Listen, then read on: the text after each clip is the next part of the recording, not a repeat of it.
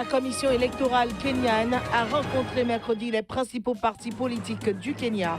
Il était question des conditions de la tenue du scrutin présidentiel.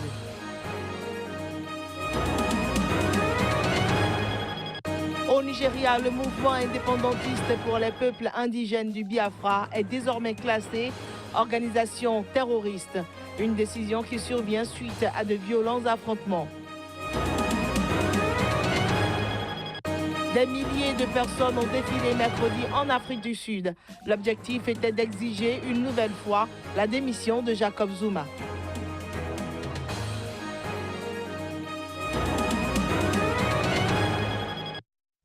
Nouvelle session de partage d'informations. Mesdames et messieurs, bonjour et bienvenue.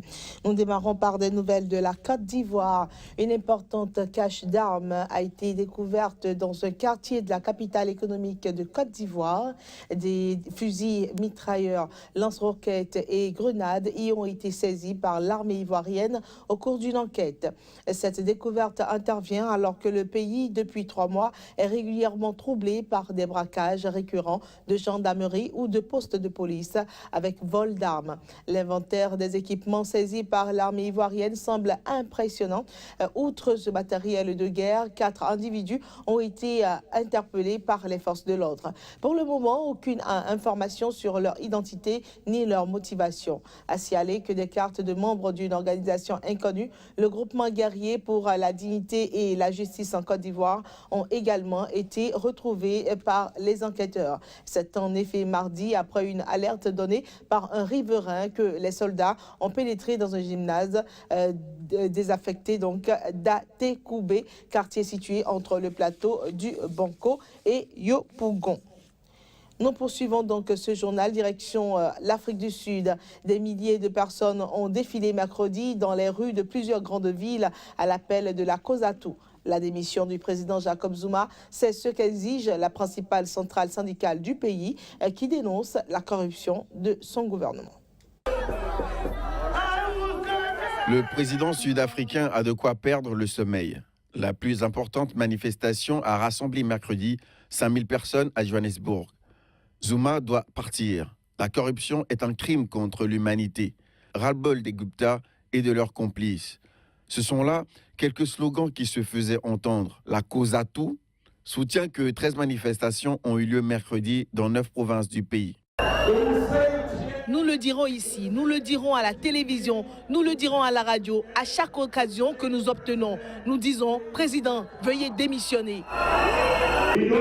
Nous ne voulons pas la corruption. Les HOD savent. Si vous connaissez ceux qui le font et le cachent, faites-le nous savoir. Ils ne seront plus en dehors de notre gouvernement. Nous ne sommes pas des défenseurs de corruption ou de captation de l'État.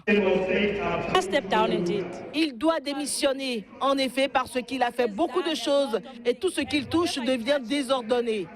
Et pour moi, personnellement, en tant que personne, je crois que le président est égoïste parce que nous avons pleuré, nous nous sommes plaints. Il y a eu un piquetage. On a dit beaucoup de choses sur lui et sur son nom. Et en tant que personne et chef, en tant que personne patriotique, s'il est en effet patriotique et révolutionnaire, il aurait décidé de démissionner il y a longtemps. Jacob Zuma, au pouvoir depuis 2009, est affaibli par une succession de scandales politico-financiers qui plombent la fin de son règne à la tête du pays. Il doit céder la présidence du Congrès national africain à la fin de l'année et ses fonctions de chef de l'État après les élections générales programmées en 2019. Le président de la COSATU, à la tête de la manifestation qui s'est déroulée à Durban, a nié toute volonté d'influer sur le choix du futur chef de l'ANC. Au Kenya, la commission électorale IEBC a rencontré mercredi les représentants des 2 principaux partis du pays. Il a été question d'une séance quant au préalable au scrutin à venir. La coalition de l'opposition avait posé une série de conditions à sa participation au nouveau scrutin présidentiel. Parmi elles, notamment la démission de plusieurs membres de l'IEBC. Pendant ce temps, Kenyatta exclut tout remaniement en profondeur de l'institution. Voici un extrait des propos du président de l'IEBC. L'un des partis, c'est-à-dire le parti NASA, a soulevé une question au sujet d'un projet de loi dont le Parlement est saisi et qui pourrait avoir une incidence sur les lois électorales. Et cette réunion a convenu que nous examinions ce projet de loi, entre autres, et que nous ne pouvons pas aller de l'avant aujourd'hui parce qu'aucun d'entre nous n'a une copie de ce projet de loi. Aujourd'hui, nous n'avons pas fait de progrès dans les discussions parce que nous croyons, ou plutôt parce que l'équipe de la NASA croit que le projet de loi devant le Parlement pourrait avoir une incidence sur certaines des questions inscrites à l'ordre du jour. So it's better we look at them together with the bill which is in Parliament. En Ouganda, le Parlement a effectué mercredi un premier pas en vue de supprimer la limite d'âge pour être élu président de la République.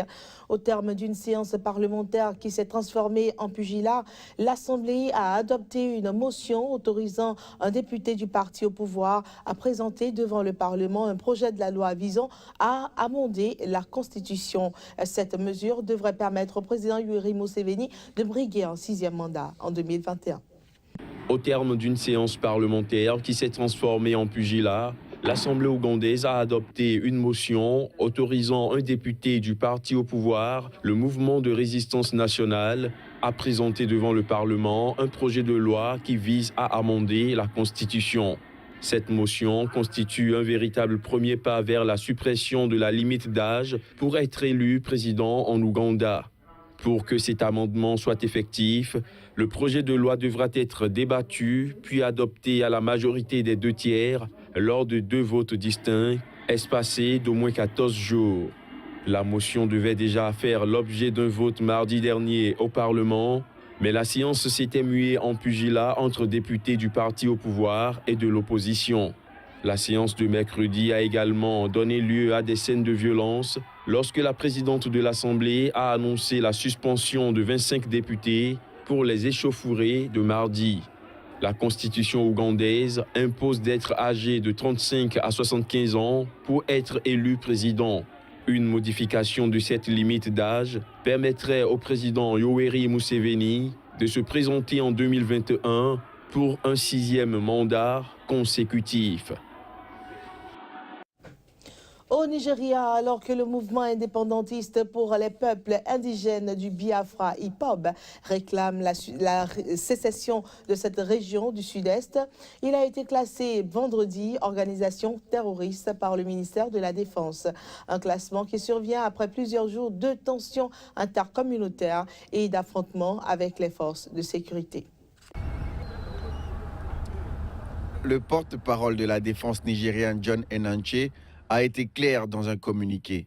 L'IPOB, fondé en 2013, s'est peu à peu métamorphosé pour devenir un défi sécuritaire. La formation d'un service secret du Biafra, la formation revendiquée d'une garde nationale biafraise, ainsi que le blocage non autorisé des voies publiques sont entre autres raisons qui ont conduit l'armée à décréter l'IPOB organisation terroriste militante. Il est également reproché aux indépendantistes d'avoir attaqué des postes de contrôle militaire avec des armes et cherché la confrontation physique avec les soldats depuis une semaine. Ces derniers jours, de violents heurts ont eu lieu entre l'armée et les membres de l'IPOB dans la ville pétrolière de Port Harcourt et l'État d'Abia, dans le sud-est du pays. L'IPOB, de son côté, dénonce des actions de répression sanglantes de la part du pouvoir central. Il y a eu un complot préalable visant à dénigrer l'IPOB et éventuellement à les qualifier de terroristes. Il y a complot à cet effet. Vous pouvez comprendre la chaîne des événements, comment ils ont été attaqués et tués en nombre. Ensuite, les militaires ont annoncé leur interdiction. Puis, lorsque les militaires ont découvert qu'ils n'avaient pas le pouvoir de faire cette annonce et que c'était une enfreinte à la loi, le procureur général de la Fédération a pris des mesures immédiates pour régulariser ce que les militaires avaient fait. Ils n'ont pas d'armes. La loi est donc claire quant à la nature d'une organisation ou d'un groupe qui peut être considéré comme une menace pour la sécurité nationale. Et l'IPOB n'en fait pas partie. Le groupe revendique la création d'une république du Biafra. En 1967, la déclaration unilatérale d'indépendance de cette région, à grande majorité Igbo, avait entraîné une guerre civile qui avait duré 3 ans et fait plus d'1 million de morts, principalement de maladies et de famine.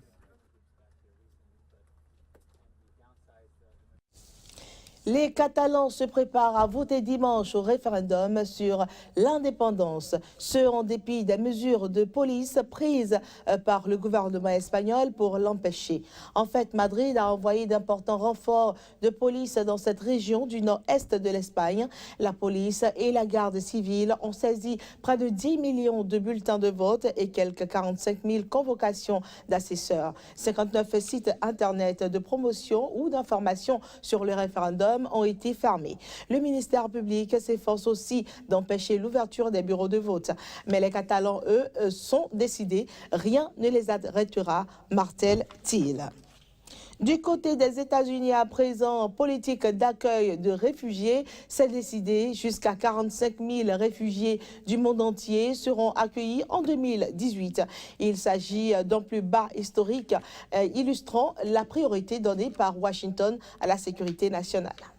Le programme d'accueil a concerné près de 85 000 personnes en 2016 et 54 000 en 2017.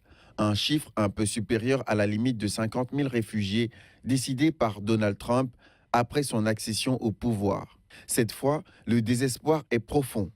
Ils n'ont pas dit clairement si l'interdiction d'entrer aux réfugiés pendant 120 jours, qui fait partie du décret migratoire du président Donald Trump, serait reconduite au-delà du 24 octobre.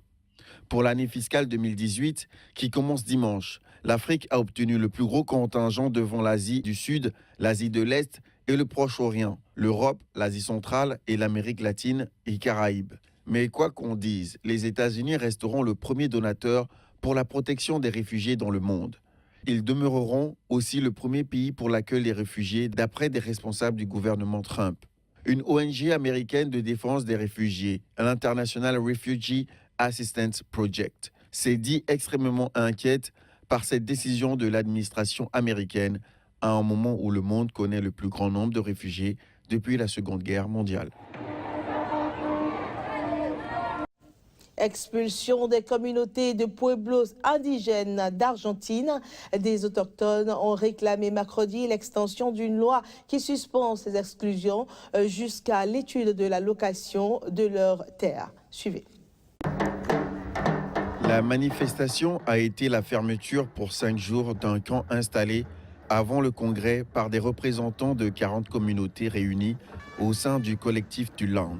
Les manifestants espèrent que le congrès s'étendra pour la 3e fois sur la norme approuvée en 2006 qui prévoit réaliser dans un délai de 3 ans une étude territoriale des lieux où les communautés autochtones sont établies. La loi qui a interdit toute action d'éviction des communautés au cours de cette étude a déjà été prolongée en 2009 et 2013 et expire en novembre prochain. Il y a des centaines de conflits dans le sud, dans le nord, partout où il y a des territoires où les gens ont été expulsés par des cultivateurs de soja, des mineurs, des hommes d'affaires ou comme les Mapuches avec l'homme d'affaires Benetton. Il ne peut y avoir cette injustice d'un homme d'affaires possédant 1 million d'hectares et le peuple Mapuche n'ayant pas de place à vivre. Nous sommes les personnes originales, nous sommes préexistants à l'État. L'État est venu plus tard, l'État s'est répandu sur notre territoire. Nous voulons notre territoire, notre propre territoire. Nous voulons le récupérer. Nous voulons la loi, cette loi qui nous protège. C'est la seule loi qui nous protège. L'homme d'affaires italien Luciano Benetton possède environ 9000 hectares en Patagonie où les communautés Mapuche revendiquent des terres ancestrales car elles prétendent être des populations préexistantes dans l'État argentin. Et voilà qui vient mettre un terme à ce rendez-vous des informations que j'ai eu du plaisir à vous présenter, mesdames et messieurs. Je vous souhaite de passer d'agréablement en compagnie d'un